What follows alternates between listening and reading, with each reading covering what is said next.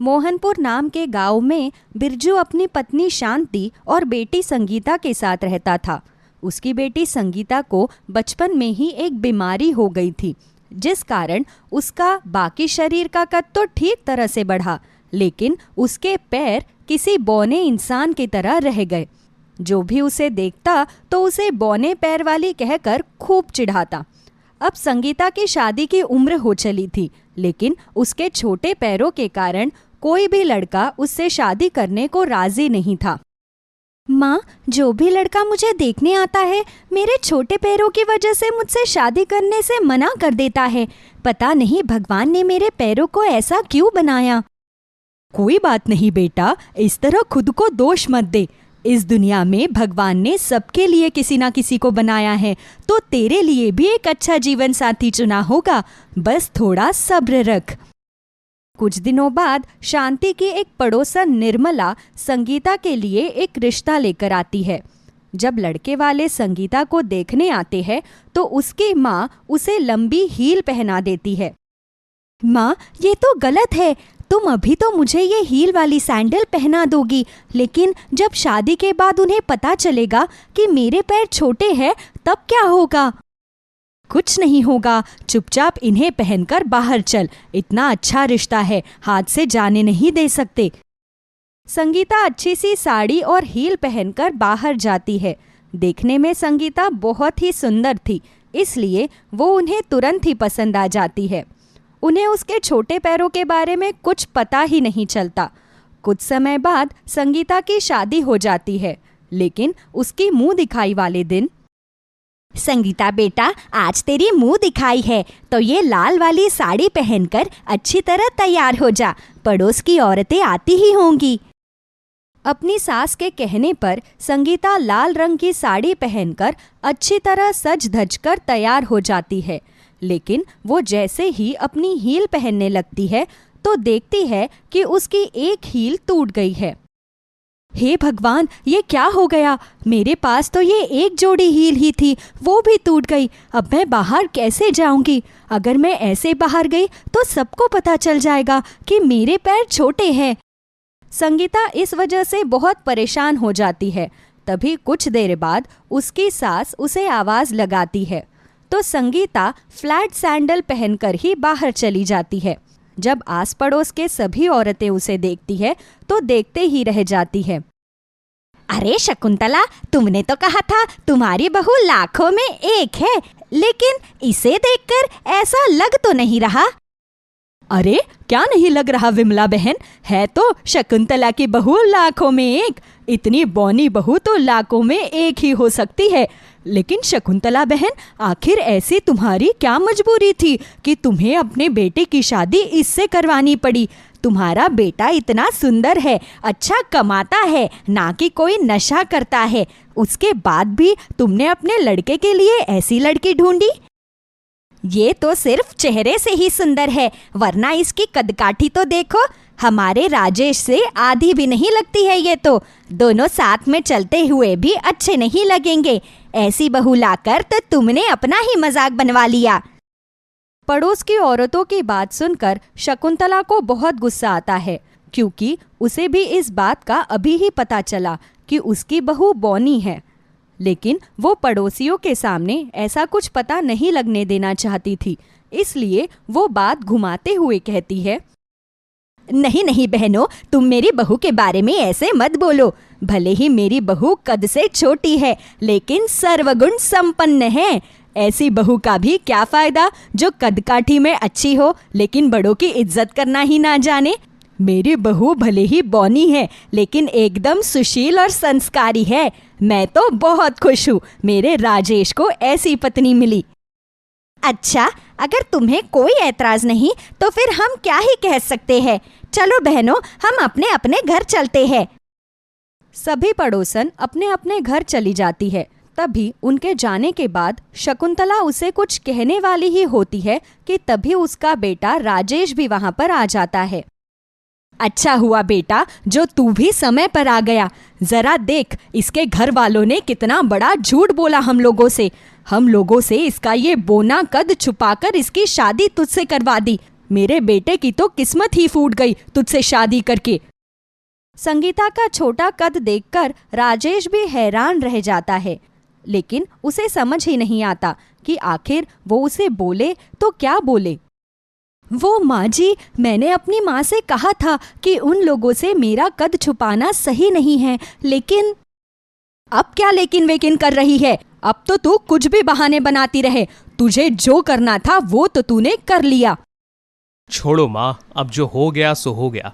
इसका कद छोटा होने से इसके व्यवहार में तो कोई फर्क पड़ेगा नहीं ना। अगर इसका कद लंबा होता तो भी ये तुम्हारी उतनी ही इज्जत करती जितनी अभी कर रही है। इंसान का दिल अच्छा होना चाहिए, बाकी चीजों से कोई फर्क नहीं पड़ता। संगीता को अपने पति राजेश के मुंह से ये बात सुनकर बहुत खुशी होती है। राजेश तो कभी संगीता को उसके छोटे पैरों के बारे में कुछ नहीं कहता, लेकिन उसकी सास हमेशा उसे उसके छोटे पैरों के लिए खरी खोटी सुनाती रहती। कभी कोई मेहमान घर पर आता तो वो भी उसका बहुत मजाक उड़ाता। अरे शकुंतला बहन, मैं तो तुम्हारे घर पर तुम्हारी बहू को देखने आई थी।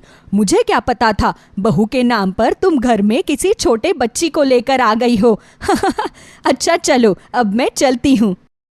शकुंतला की सहेली सुमित्रा तो ऐसा बोलकर चली जाती है, लेकिन शकुंतला उसकी बात से आग बबूली हो जाती है और उसके घर से जाते ही संगीता को खूब सुनाती है। तेरी वजह से लोग मुझे मेरे घर में ही आकर चार बातें सुनाकर जाते हैं। लोगों के घर में नई बहू आती है तो लोग उसकी तारीफ करते हैं, लेकिन तुझे देखकर तो लोग मेरा भी मजाक उड़ाकर चले जाते हैं।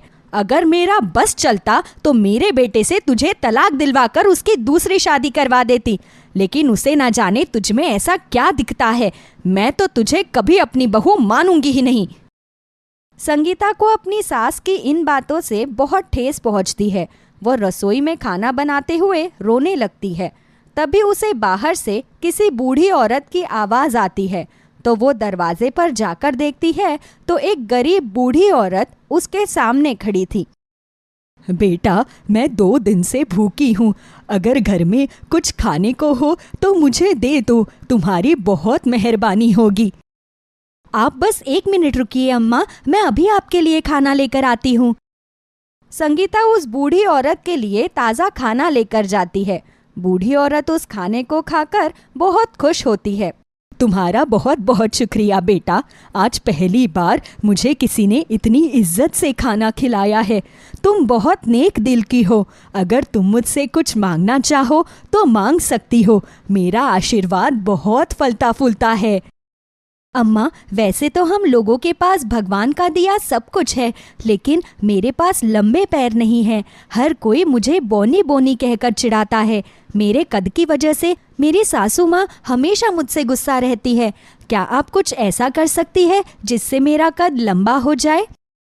हाँ, क्यों नहीं बेटा, मैं तुम्हें ये आशीर्वाद देती हूँ कि तुम जब भी चाहोगी तुम्हारा कद लंबा हो जाएगा और तुम जब भी चाहोगी अपने सामान्य कद में आ जाओगी।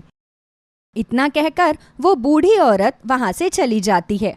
तभी कुछ दिन बाद संगीता की सास शकुंतला किचन में कुछ ढूंढ रही थी। माँ जी, आप क्या ढूंढ रही है? मुझे बता दीजिए, मैं आपको वो चीज़ ढूंढ कर दे देती हूँ। जब मुझे वो चीज नहीं मिल रही तो तुझे कहाँ से मिलेगी? ऊपर तक तो तेरे हाथ क्या नजर भी नहीं जाएगी।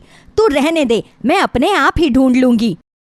माँ जी, आप ऐसा मत कीजिए, आपका पैर फिसल जाएगा। मैं स्टूल या सीढ़ी पर चढ़कर आपका सामान उतार दूंगी। बताइए, आपको क्या चाहिए? अच्छा, तो फिर मेरे लिए अचार का डिब्बा उतार दे। बहुत दिन से ऊपर ही रखा हुआ है, अब तक पक गया होगा।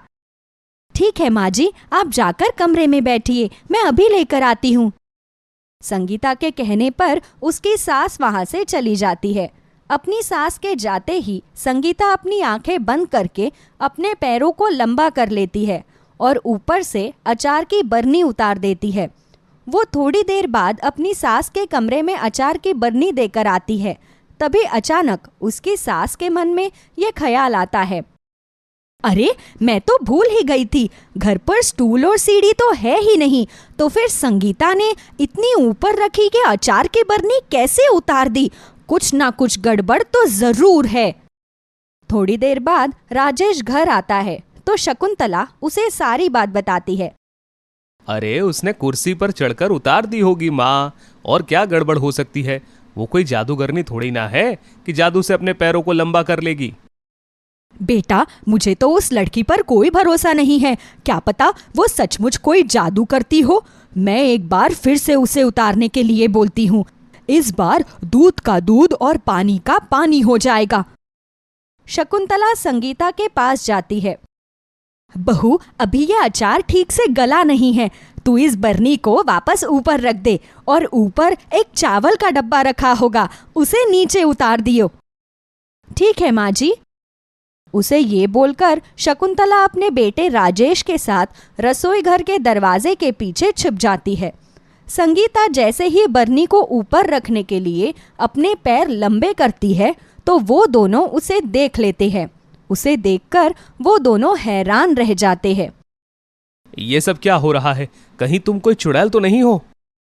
अरे बेटा, मुझे तो इसे देखकर बहुत डर लग रहा है। जल्दी से भाग चल यहाँ से।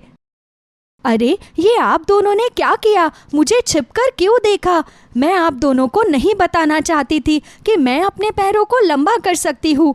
मैं कोई चुड़ैल नहीं हूँ, बल्कि एक बूढ़ी दादी ने मुझे ये आशीर्वाद दिया था कि मैं जब भी चाहूँगी तो मेरा कद लंबा हो जाएगा। ये उनके आशीर्वाद का ही फल है।